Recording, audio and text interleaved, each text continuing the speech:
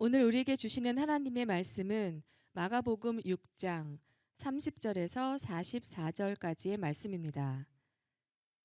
마가복음 6장 30절에서 44절까지의 말씀입니다.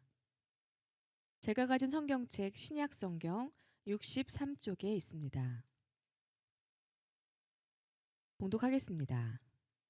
사도들이 예수께 모여 자기들이 행한 것과 가르치는 것을 낱낱이 고하니 이르시되 너희는 따로 한적한 곳에 가서 잠깐 쉬어라 하시니 이는 오고 가는 사람이 많아 음식 먹을 겨를도 없음이라. 이에 배를 타고 따로 한적한 곳에 갈새 그들이 가는 것을 보고 많은 사람이 그들인 줄 안지라. 모든 고을로부터 도보로 그곳에 달려와 그들보다 먼저 갔더라. 예수께서 나오사 큰 무리를 보시고 그 목자 없는 양 같음으로 인하여 불쌍히 여기사 이에 여러 가지로 가르치시더라. 때가 저물어 가매 제자들이 예수께 나와 여짜오되 이곳은 빈들이요 날도 저물어 가니 무리를 보내어 두루 촌과 마을로 가서 무엇을 사 먹게 하옵소서. 대답하여 이르시되 너희가 먹을 것을 주라 하시니 여짜오되 우리가 가서 200데나리온의 떡을 사다 먹이리이까. 이르시되 너희에게 떡 몇 개나 있는지 가서 보라 하시니 알아보고 이르되 떡 5개와 물고기 2마리가 있더이다 하거늘 제자들에게 명하사 그 모든 사람으로 떼를 지어 푸른 잔디 위에 앉게 하시니 때로 100명씩 또는 50명씩 앉은지라. 예수께서 떡 5개와 물고기 2마리를 가지사 하늘을 우러러 축사하시고 떡을 떼어 제자들에게 주어 사람들에게 나누어 주게 하시고 또 물고기 2마리도 모든 사람에게 나누심에 다 배불리 먹고 남은 떡 조각과 물고기를 12바구니에 차게 거두었으며 떡을 먹은 남자는 5,000명이었더라. 아멘. 아멘. 말씀의 제목을 함께 읽습니다. 너희가 먹을 것을 주라. 너희가 먹을 것을 주라. 어제 경기도 광주에 있는 한빛중앙교회 임직 예배를 다녀왔습니다.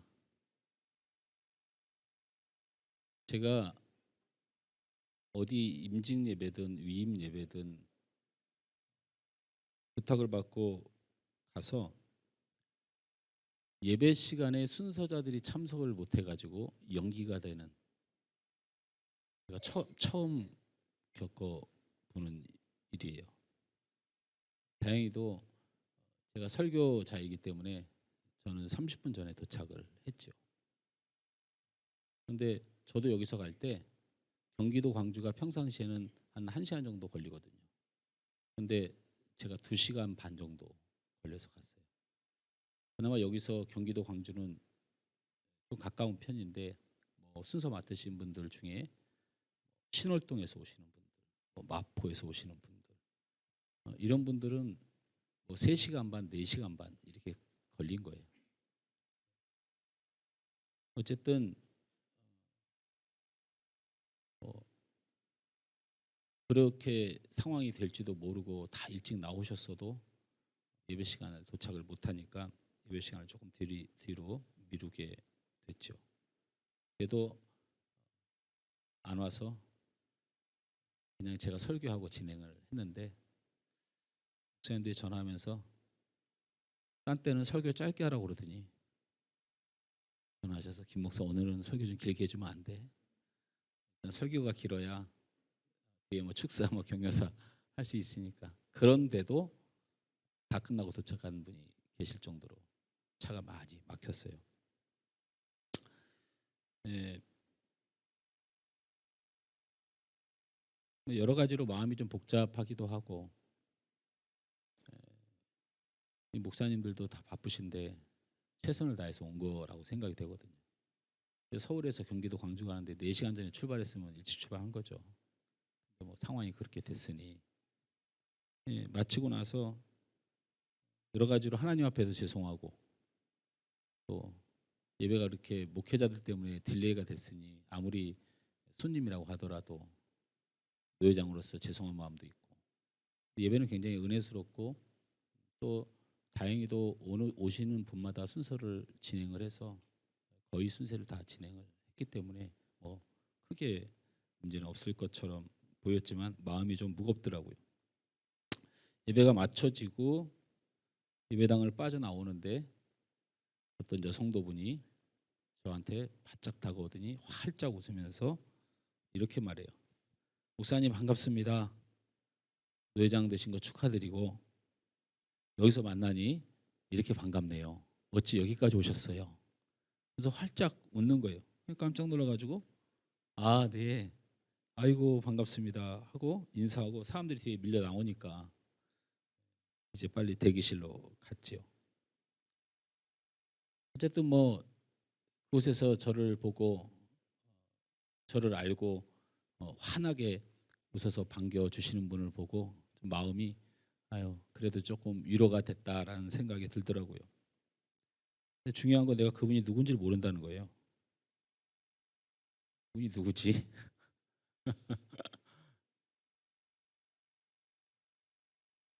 지금도 누군지 몰라요. 근데 그 환하게 웃으면서 목사님 너무 반갑습니다. 아이고 여기까지 어떻게 오셨냐고 이렇게 반겨 맞아준 얼굴만 생각이 나네요. 우리 옆 사람에게 환하게 밝게 인사합니다. 반갑습니다. 반갑습니다. 좀 웃으면서 하세요. 웃으면서. 예. 미소를 짓는 데는 14개의 근육만 움직이면 되고요. 찡그리는 데는 72개의 근육을 움직여야 됩니다. 14개만 움직이면 미소가 되는데 72개씩 움직이면서 인상 쓰고 계시니라 얼마나 수고가 많으십니까? 옆 사람에게 인사합니다. 수고 많으십니다. 수고 많으십니다. 다음부터 누가 인상 쓰고 있으면 인사를 그렇게 하세요. 수고 많으십니다. 14개의 근육만 움직이면 되는데 그 미소가 되는데 그걸 못 해가지고 72개나 되는 인상을 쓰고 있으니 오늘은 너희가 먹을 것을 주라는 말씀으로 은혜를 나누고자 합니다. 예수님의 제자들이 각기 전도 활동을 열심히 하고 돌아와서 예수님께 보고를 합니다. 예수님이 볼 때 제자들이 수고도 많이 했고 고생해서 좀 쉬라고 말을 합니다. 그런데 뭐 쉴 데가 마땅히 없어요. 워낙 사람이 많아서 식사를 할 겨를도 상황도 되지 않으니까 예수님이 배를 타고 한적한 들에 가서 좀 편안하게 제자들에게 쉬라고 말을 합니다. 제자들이 그러려고 배를 타고 한적한 들판으로 있는 곳으로 갔는데 그곳에 많은 사람들이 예수님과 제자들이 이쪽으로 가는 배를 탔다고 소문이 나가지고 우수수 몰려와가지고 거기에 대기하고 있습니다. 그래서 남자만 5천 명에 추정컨대 한 2만 명이 그렇게 제자들을 기다리고 있어요. 사실은 청하지도 않은 불청객들 전도 활동하느라고 고생한 제자들이 쉬고 싶은데 귀찮은 존재였을 수 있지만 오늘 성경에서 예수님은 그들이 목자 없는 양같이 불쌍한 영혼들이었다라고 마음에 생각하셨고 예수님은 피곤함에도 무릅쓰고 식사를 미루고 저녁 때까지 계속 그들에게 말씀을 가르치고 병을 치료하고 있었습니다. 그러자 제자들이 예수님 앞에 와서 말합니다. 예수님 이제 그만하시지요. 우리를 보내어서 두루 촌과 마을로 가서 저희들이 무엇을 사 먹도록 시간을 주셔야 됩니다. 그러자 예수님께서 오늘 설교의 제목의 말씀을 하셨습니다. 너희가 먹을 것을 주라. 가끔 우리는 이런 말씀을 대할 때 소설처럼 대하지 말고 실제로 대할 필요가 있어요. 아무것도 없어요, 제자들은. 사람들도 아무것도 없고요. 베세다 언덕 그 들판에서 좀 먹을 것이 있는 가버나움까지 가려면 헤르몬산 지나서 꽤 오래 걸립니다. 예수님이 빨리 더 늦기 전에 사람들 도시로 보내서 빨리 그 먹을 걸 사 먹도록 해야지 안 그러면 예수님 욕 먹습니다. 이건 현실이고요. 그런데 예수님이 너희가 먹을 것을 주라고 하신다는 거예요. 이게 왜 그러셨을까를 생각하고 가면 은혜가 되고 이게 너희가 먹을 것을 주라 하신 말씀을 실제적으로 생각을 안 하면 그냥 소설 속의 동화가 되는 거예요. 예수님이 바보가 아닌 이상해야, 앞을 보지 못하는 분이 아닌 이상해야 이 말 자체가 정상이 아니에요. 그런데 오늘 마가복음에는 이걸 쓰지 않았지만 그래서 항상 성경을 볼 때는 동일 사건, 동일 본문을 연결해주는 말씀을 봐야 돼요. 요한복음에는 너희가 먹을 것을 주라 하고 빌립에게 말하고 빌립을 향하여 그가 어떻게 하나 시험하였더라 기록되어 있어요. 그러니까 이 말은 다 이유가 있어서 한 거란 말씀이죠. 이에 빌립이 대답합니다. 마가복음대로 가면 우리가 가서 200데나리온 떡을 사서 먹이리이까? 그러면서 계속해서 이어서 말합니다. 요한복음 6장 7절에 보면 요한은 빌립이 이런 말을 더 했다고 기록해 있습니다. 빌립이 대답하되 각 사람으로 조금씩 받게 할지라도 200데나리온의 떡이 부족하리이다. 예수님 배불리 먹이기는커녕 조금씩만 나누어 준다고 하더라도 200데나리온이 부족하다는 거예요. 1데나리온이 한 사람의 하루 노동값이니까 지금으로 말하면 1인 노동을 15만 원 정도로 잡는다고 치면 계산해 보면 200데나리온이니까 3천만 원 정도가 모자라다는 계산을 해내는 똑똑한 사람입니다. 똑똑한 사람이에요. 빌립의 판단은 남자 5천 명이니 추산 2만 명의 사람들에게 저녁을 먹이려면 어느 정도의 돈이 필요하고 어느 정도의 음식이 필요한지를 아는 사람이죠. 상황과 현실은 빌립의 말이 맞습니다. 빌립은 참 똑똑한 사람입니다. 현명한 사람이에요. 계산이 정확한 사람입니다. 그럼 빌립의 판단은 예수님이 있어도 그너무 똑똑한 것 때문에, 그너무 계산 때문에, 그너무 현명한 것 때문에 그의 인생은 안 된다는 것에서 벗어나질 못해요.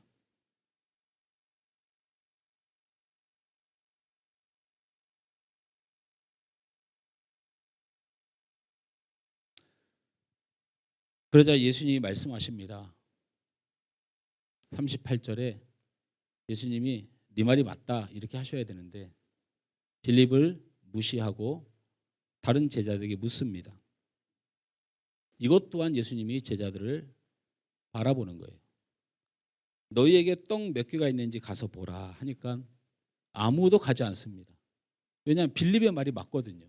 그래서 교회는 그런 사람들이 참 무서운 사람들이에요. 똑똑한 사람들, 정확한 사람들, 용납이 안 돼요. 예수가 아니라 하나님 있어도 안 되는 건 안 되는 거야, 그런 사람들한테. 근데 그 사람의 현실을 바라보고 상황을 바라보고 문제가 있는 것을 지적하는 것을 부인할 길이 없으니까 대부분 따라갑니다. 그때 안드레가 나서서 음식을 찾습니다. 그리고 와서 보고합니다. 여기 한 아이가 있어 보리떡 5개와 물고기 2마리를 가졌나이다. 그런데 요한복음에는 이 요한이, 여러분 요한 좋아하시죠? 저도 요한을 굉장히 좋아하는데 이 요한이 성경을 쓰는 성향이 남 잘 되는 꼴을 별로 못 보는 스타일이에요. 그래서 여러분 마가는 얼마나 순수합니까? 그냥 뭐 붙일 것도 없고 뗄 것도 없고 있는 그대로를 쓰는 것이 아니고 그냥 좀 이쁘게 써요. 마가는. 왜? 마가는 이방의 복음을 전해야 되는 사람일 때 항상 말투가 유대주의자들을 향한 게 아니고 이방인들에게 좀 편안하게 해주려고 글을 쓰는 편이에요. 이 마가의 사명은 이방전도 아닙니까? 그러니까 마가복음이 그렇게 쓰였어요. 근데 요한은 자기가 얼마나 예수님을 사랑하고 예수님이 자기를 얼마나 좋아하는지에 대해서 쓰는 사람이에요. 그래가지고 아까도 말씀드렸다시피 빌립이 200데나리온이 필요합니다 이렇게 말했다고 마가는 썼는데 요한은 이걸 뭘 할 수 있겠냐고 이렇게 말했다는 거예요. 똑같습니다. 안드레가 여기 한 아이가 있어 보리떡 5개와 물고기 2마리를 가졌나이다 이렇게 말해놓고는 요한복음 6장 9절에 보니까 그러나 그것이 많은 사람들에게 얼마나 되겠습니까? 이렇게 말했다는 겁니다. 무슨 소용이 있겠습니까? 라고 말했다는 거예요. 예수님이 그 물고기 2마리와 보리떡 5개를 내게 가져오라 말씀하시고 감사 기도하고 사람들에게 나누어 주기 시작하니 5,000명이 남자가 먹고 12강줄기가 남는 놀라운 축복의 현장이 오늘의 말씀입니다. 빌립 같은 사람이 있음을 주목해야 됩니다. 계산이 앞서는 사람, 자기 지혜가 앞선 사람, 아무리 생각해봐도 그 상황을 보니까 안 된다고 생각하는 사람, 그럼 안 되는 겁니다.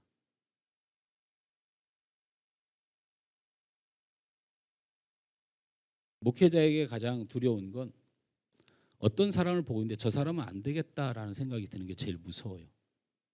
이런 목회 그만둬야 돼요. 뭐가 안 돼요? 뭐가 안 되는 거예요? 계산해 보니까 저 사람 꼴을 보니까 저 상황을 보니까 그러면 신앙생활을 왜 하죠? 그것뿐만이 아니죠. 일주일 내내 열심히 일을 해도 먹고 살기 어려운데 하루를 쉬고 예배드리고 봉사하고 어떻게 먹고 살아? 정확한 계산이죠. 10개를 다 가져도 비투성인데 그중에 1개를 드리고 살아? 바보 같은 짓이죠. 하루하루가 고되고 힘들고 웃을 일이 없는 세상, 뭘 남을 위해서 열심히 봉사하고 그러니 내 만족을 찾고 내 스트레스를 날려버릴 방법을 찾는 게 장수하는 길이지. 정확한 판단이고 지혜로운 판단이고 정확한 계산을 한 겁니다. 계산하면 신앙할 수 없어요. 계산상으로 살아가는 인생은 신앙생활과 맞지 않아요.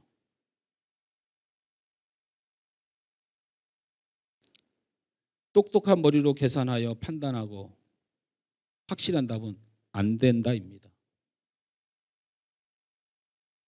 계산하면 안 되는 거죠.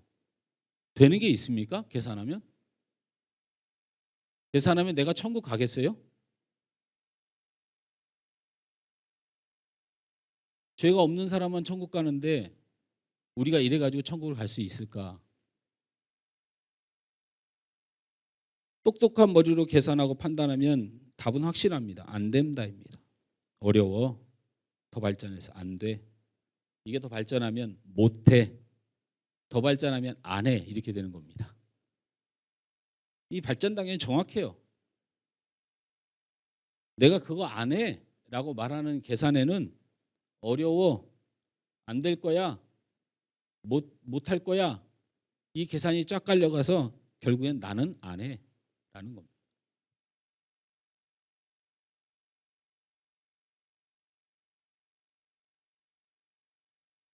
이거는 뭐 누구를 이렇게 뭐 폄하하고 비하하려는 마음은 없는데 저희 아버님 목회를 잘 하셨는데 뭐 지금도 교회가 뭐 나쁘진 않죠. 근데 옛날 땅, 옛날 건물에서 건축한 거 빼놓고는, 그리고 뭐 어쩔 수 없이 옆집 건물, 집을 막 사기 시작한 거 빼놓고는 한 30년 전과 달라지지 않은 예배당을 두고 떠나셨어요. 그때 제가 기억하고 있어요. 전교인 공동회를 했어요. 전교인 공동회. 그게 뭐냐면 평촌에 신도시가 생긴다고 하더라. 근데 거기에 우리가 신도시란 걸 뭐 제대로 감을 못 잡을 때예요. 그때 무슨 뭐 분당 신도시 이런 데는 저 변두리 사람들 저 금천구 구로구 이런 사는 사람들한테는 그런 동네가 있는지도 모르고 제 나이 때 말이에요. 그런데 신도시가 생긴 날은 여기서 차로 15분이면 됩니다. 저희가 석수동이라고 하는데 살았으니까 그 시흥동이라는 데 살았어요. 금천구 시흥동. 거기가 석수역 지나면 바로, 우리 양장로님도 회사가 거기 바로 있으니까 잘 아시죠. 지금은 그 평촌 중앙공원이라고 하는 호수공원이라고 하는데 있는데 교회가 예배당을 짓다가 너무 작은 교회가 예배당을 짓다가 부도가 났어요. 그래서 우리 아버지한테 연락해서 그 목사님이 목사님 저희가 부도가 났는데 목사님 교회도 부흥을 많이 해서 교회를 져야 되고 재정도 풍부하다고 들었는데 저희 교회도 살려주실 겸 여기서 한 15분 거리인데 여기가 신도시가 생긴다고 하니 이 기회에 여기서 목회를 하시죠 하니까 우리 아버님과 일부 성도들이 이게 너무 좋겠다. 이게 무슨 뭐 그냥 이런 데 이렇게 갇혀가지고 예배당에 하느니. 그래서 공동회를 열었는데 그 교회 장로님, 수석 장로님이 손을 딱 들더니 아무리 생각해봐도 안 된다는 거예요. 왜 우리 서울 시민이 경기 도민이 돼야 되냐고. 잊을 수가 없어요. 그리고 여기는 사람들이 많이 살지만 거기는 지금 아무것도 없는데 그러다가 거기 저기 교회가 부흥 안 하면 어떻게 될 거냐고.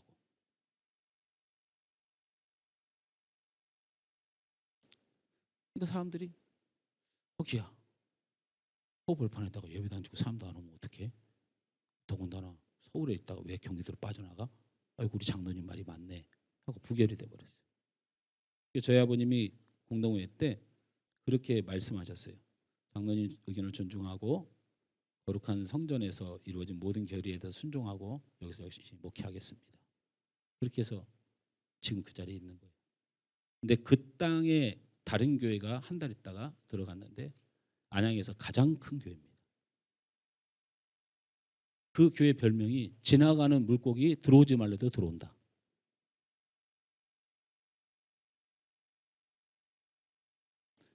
하나님의 뜻이 다 있어요. 그래서 저희 아버님을 단련시키고 여러 사람들 단련시키고 그를 통해서 하나님이 이루실 일은 있지만 그 장로님은 잘못한 거예요. 뭐가 잘못된 거냐면 계산해 보니까 계산하지 말고 기도해 보고 말씀하시는 게 좋습니다. 하나님 앞에 기도해 보고 하나님 앞에 또 의지해 보고 그리고 이런 생각이 듭니다 말을 해야지. 제가 계산해 보니까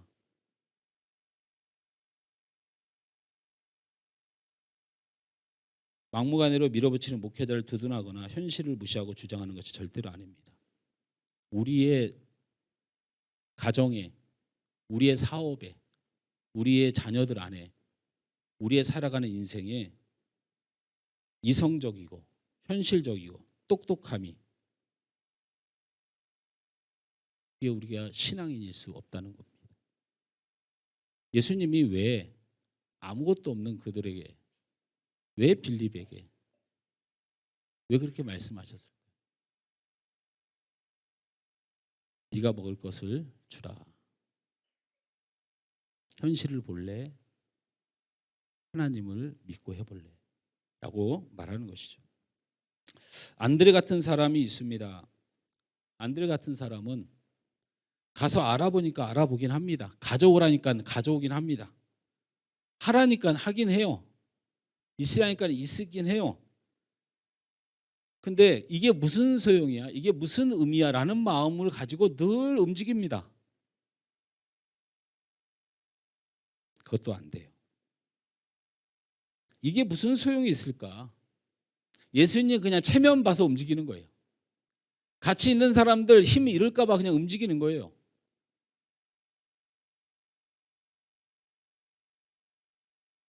확인을 하는데 마음속에 이게 무슨 소용일까 하며 확신 없이 자신감 없이 믿음 없이 기쁨도 없이 합니다. 현실이 있고 하니 어떻게든 때웁니다. 예수님과의 관계도 있고 하니 어쩔 수 없이 움직입니다. 그 자리를 빌립처럼 강하게 부인하지는 않지만 그냥 예수님 편에 서서 신앙의 편에 서서 뭐 고난과 환난 이런 거 없이 그냥 멀리서 구경합니다. 같이 동참하지 않습니다. 빌립이 말이 맞다고 생각합니다. 그러나 빌립과 함께하지도 않습니다. 믿음과 확신과 기쁨이 없이 신앙생활을 한다는 겁니다.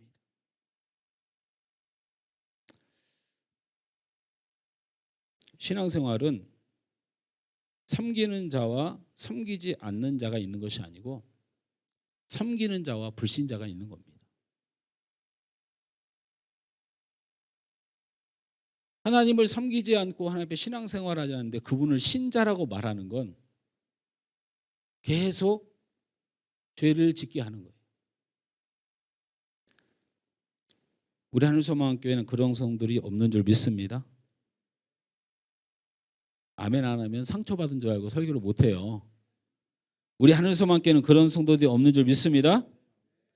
빌립같이 계산적이거나 핵심만 보고 안 돼, 못해, 안 해 그런 분은 우리는 없습니다. 안드레처럼 억지로 눈치 보면서 사람 때문에 구경꾼처럼 있는 사람은 없습니다.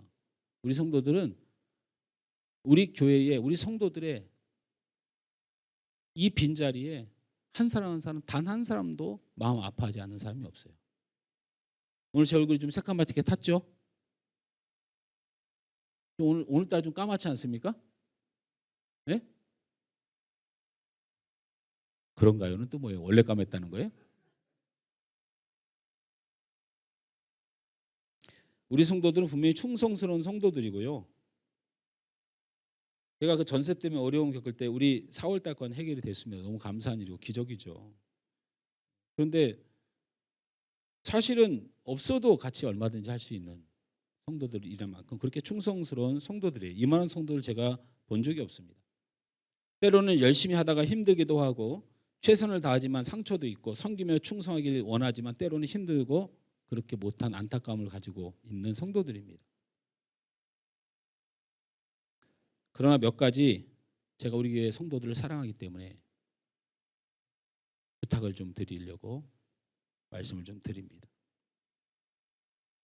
하나님이 우리를 섬기고 헌신하게 하시는 것은 하나님의 능력이 부족해서가 아니라 하나님이 우리에게 복을 주시기 위함임을 꼭 아셔야 됩니다. 하나님이 힘이 없어서 여러분의 힘이 필요할까요? 그렇게 생각하시는 거예요. 하나님이 능력이 없어서 뭔가 우리의 도움이 없으면 안 되셔서 하나님이 우리를 섬기게 하시는 것 같아요. 그래서 내가 하나님 앞에 일하고 섬기면서 하나님이 못하시는 거 내가 대단히 도와준다고 생각하는 마음으로 봉사하고 계시는지 모르겠어요. 여러분이 예배 안 드려주면 교회가 안 될 것 같아서 이렇게 나오시는 거예요? 여러분이 목장 모임 안 하면 안 될 것 같아서 혹시 하시는 거예요? 여러분이 봉사도 헌신도 전도도 여러분 아니면 하나님이 뭔가 모자라고 교회가 안 될 것 같아서 혹시 하시는 것인지 일단은 하나님이 능력이 없어서 여러분의 능력이 필요한 것이 아니므로 하나님이 우리를 부르신 이유에는 첫째는 무조건 약속하신 복을 주기 위함입니다. 할렐루야. 예배하십시오. 기도하십시오. 헌신하십시오. 하나님이 복 주는 통로를 그렇게 열어놓으셨기 때문에 하나님이 부르신 거예요. 하나님이 힘이 모자라서 여러분을 부르신 게 아닌데 두 번째로는 하나님이 우리를 섬기고 헌신하게 하신 이유는 바로 우리의 부족함 때문입니다. 우리를 고치시기 위해서, 우리를 바꾸시기 위해서 우리를 부르신 겁니다. 예배하고 헌신하고 봉사하고 충성하세요. 그 이유는 그 자리가 나를 뜯어 고치는 자리예요. 예배 안 드리고 헌신 안 하고 전도 안 하고 말씀 붙이지 않으면 절대로 여러분의 자녀는 안 바뀌고 여러분도 안 바뀝니다. 그 헌신의 자리는 여러분을 뜯어 고치려고 하는 거예요.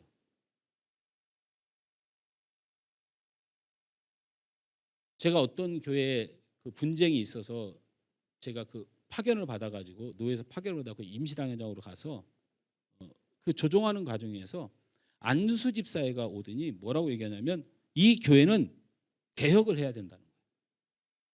개혁 같은 소리가 앉았네. 여러분 잘 들어보세요.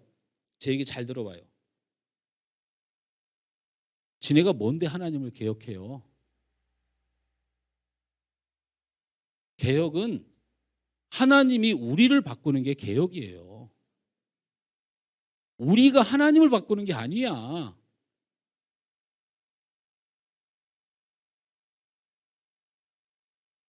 하나님이 우리 사모를 나한테 준 것은 내가 사모를 개혁하기 위해서 있는 게 아니에요. 우리 사모가 아무리 부족해도 하나님이 나를 개혁하라고 줬다니까.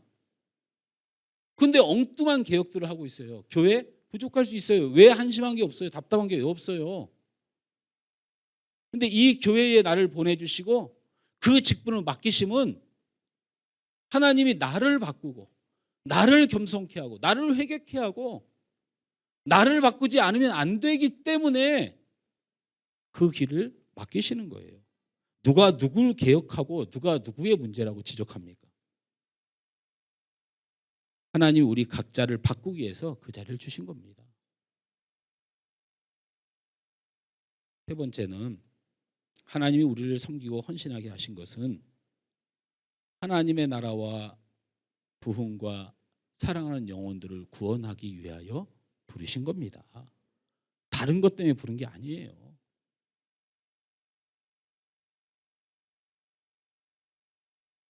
여러분 그 니체라고 하는 이 사상 철학가가 유명한 말을 했잖아요. 무슨 말을 했죠? 니체 하면 떠오르는 게 신은 죽었다.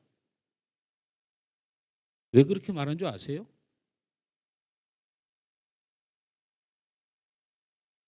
신이 있다면 하나님을 위하여 세상 사람들이 살아야 되는데 예수 믿는 사람들이 살아야 되는데 예수 믿는 인간들 중에 하나님의 소원을 이루려고 하지 않고 자기 욕심만 자기 만족만 누리고 사는 사람을 보고 니체가 선언했어요.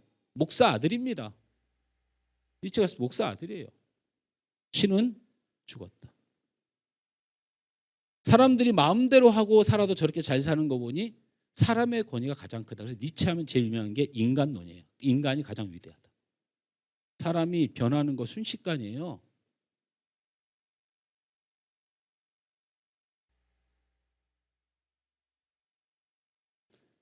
빌리처럼 안 되고 안드레처럼 억지로 하는 거 이해됩니다.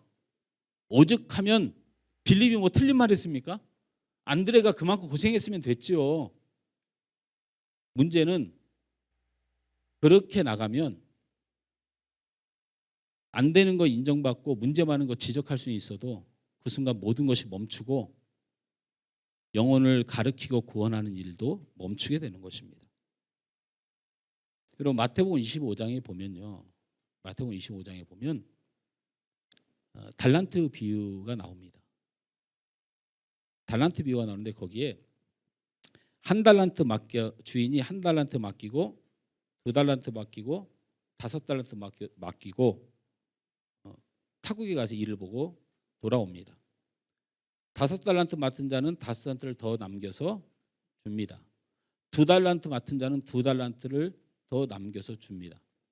한 달란트 맡은 자는 한 달란트를 가져왔는데 예수님께서 뭐라고 말씀하시죠? 우리 다음 세대 중고등부 성민아 뭐라고 말씀하시지? 너 교육자가 누구야? 어? 변사님 안 가르쳐줬어요? 악한 종이라고 했어요. 한 달란트 가지고 온 종에게 악한 종이라고 했단 말이에요. 여러분 근데 생각해봐요. 뭐가 악해요? 아니 이 한 달란트 받은 사람이 도둑질을 했습니까? 살인을 했습니까? 남에게 상처를 줬습니까? 욕을 했습니까?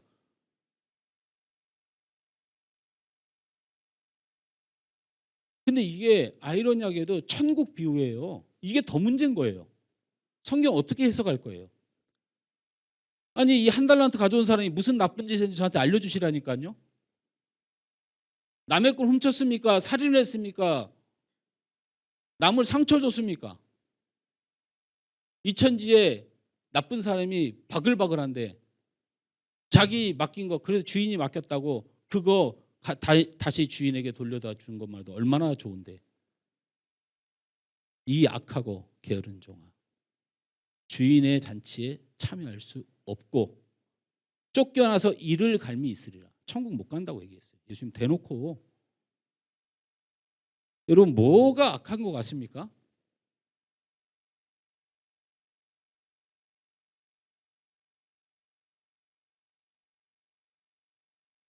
아무것도 안 하면 악한 겁니다.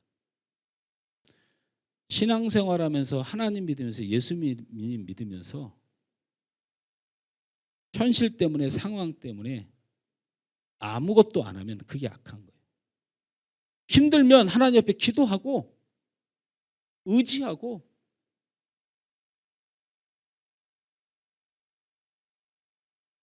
이런 마음이었겠죠. 저 사람은 5달란트 받아서 그래도 무슨 뭐 옥수수라도 많이 사서 팔아서 남기기라도 하지. 쟤는 그래도 2달란트 받았네. 이 1달란트 갖고 뭘 할까? 나는 왜 이것밖에 없을까? 이렇게 생각했던 거예요. 빌립처럼 생각했던 거예요. 이거 갖고 뭐를 할 수가 있어? 안드레처럼 생각했던 거예요. 이거 갖고 뭐를 할 수 있어? 그래도 제 어쨌든 이거 내 건 아니니까 이 정도 수준은 있었던 거예요.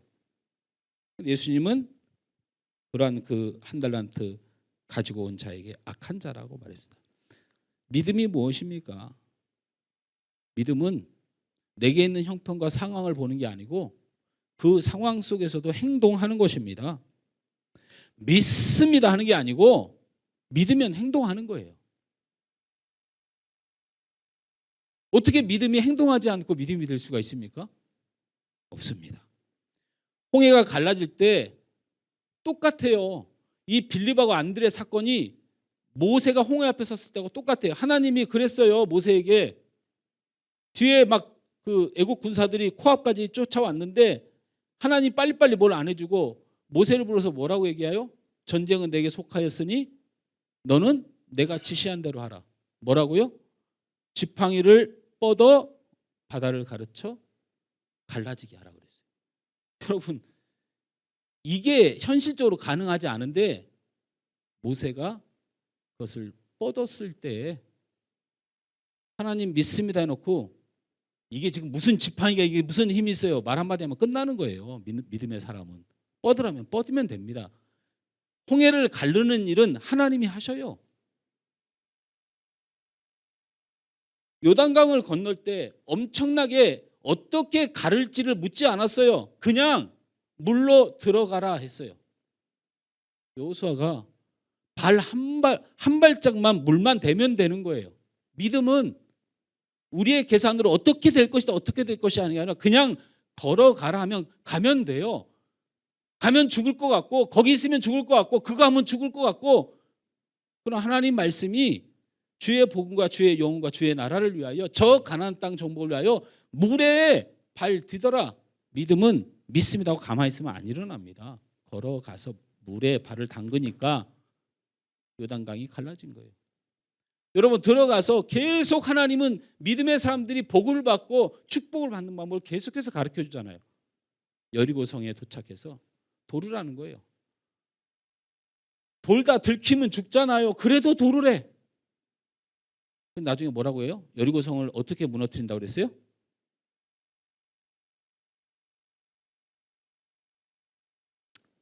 돌다가 도망가면 되는데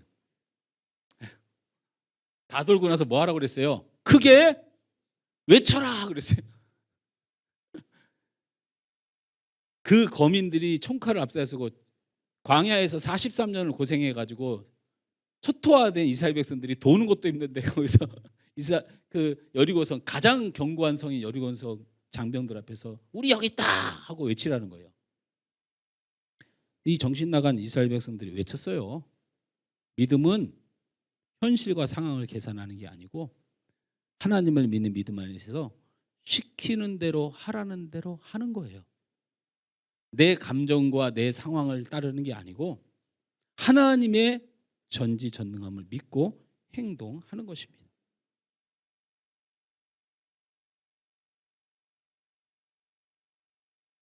제자들이 구해온 보리떡 5개와 물고기 2마리였습니다. 빌립과 안드레는 실망했지만 예수님 뭐라고 하신 줄 아세요? 이거면 충분하다.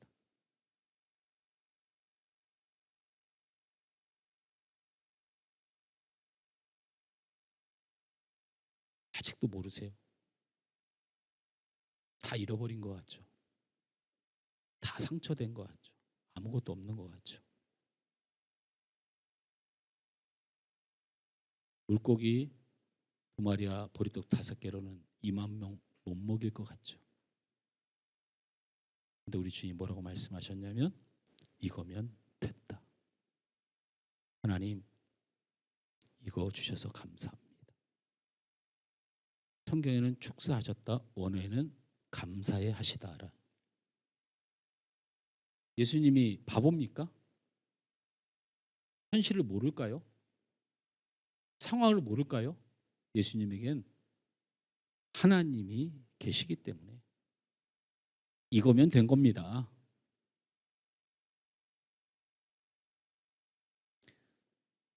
이번 주 토요일 날에 저희 노회 주일학교 연합회라고 하는, 그래도 노회에서 연합회 중에서 가장 활발하게 활동하는 연합회가 있습니다. 회장님이 전화가 왔습니다.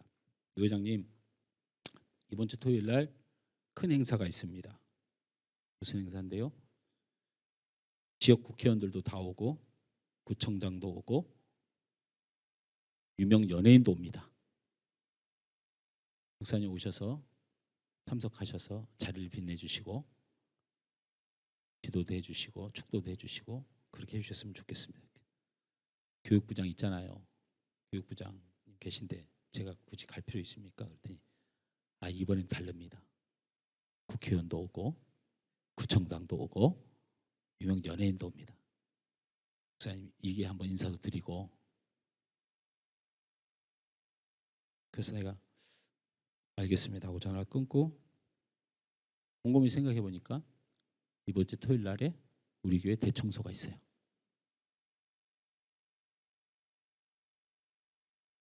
그래서 다시 주일학교 주교연합회 회장님한테 전화를 했습니다.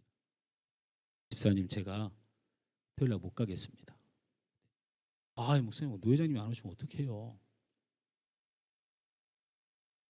뭐 때문에 그러세요? 그래서 저희 교회 대청소가 있습니다. 그랬더니 저한테 뭐라고 하셨게요?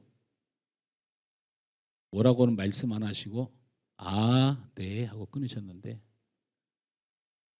그 교회 담임 목사님한테 전화가 왔어요. 우리 선배고 큰 교회 목사님이잖아요. 김 목사, 네. 똑같이 국회의원도 오고 구청장도 오고 유명 연예인도 와서 돈 엄청 들여갖고 무대 만들었는데 노 회장이 안 오면, 근데 그깟 저 교회 대청소 때문에 못 온다고 했다면서 이렇게 말을 해서 다른 거면 제가 가려고 했는데요, 대청소라서 못 가요. 우리 성도들 야유회 갔으면 제가 거기 갔습니다. 진심이에요. 저라고 그렇게 허석대고 유명인들 섞이는 거 안 좋아할 리 있겠습니까? 저 얼굴을 보세요. 얼마나 연예인틱하게 생겼어요. 그런 거 좋아합니다. 근데 우리 성도들이 피곤한 육신이 이끌고 먼지구덩이에서 청소하고 있는데 제가 거기 가서 그렇게 하는 게 맞나 싶어서 못 갑니다. 제가 잘났다고 얘기하는 게 아니고 저에게 그런 여러분이면 충분합니다. 우리 교회 유명한 국회의원 없고 재벌 없어도 물고기 2마리 보리떡 5개밖에 없는 가난한 성도들이어도 저는 여러분이면 충분합니다. 예수님이 말씀하셨어요. 그거면 충분하다. 여러분 상처받지 마세요. 여러분 뭐가 모자라서 그래요? 뭐가 답답해서 그래요? 지금 여러분이면 충분해요. 충분합니다. 우리 하나님 믿는 사람들이에요. 우리 예수님 믿는 사람들이에요. 압니다. 얼마나 힘들고 어려운지도 다 알고, 우리가 빌립처럼 머리가 없습니까? 안드레처럼 눈치가 없습니까?